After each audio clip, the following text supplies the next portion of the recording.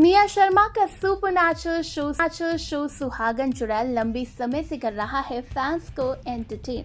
ऐसे में अब शो से बड़ी खबर सामने आ रही है जिससे कि फैंस को लगेगा बड़ा झटका। जी हाँ दोस्तों, आपको बता दें निया का शो जल्द ही होने वाला है ऑफ एयर। आपको बता दें लंबे टाइम से इस शो के ऑफ एयर होने की खबरें थी। ऐसे में अब फाइनली ये शो होने जा रहा है ऑफ एयर। इस शो को रिप्लेस करेगा इंडिया का most controversial reality show big boss 18।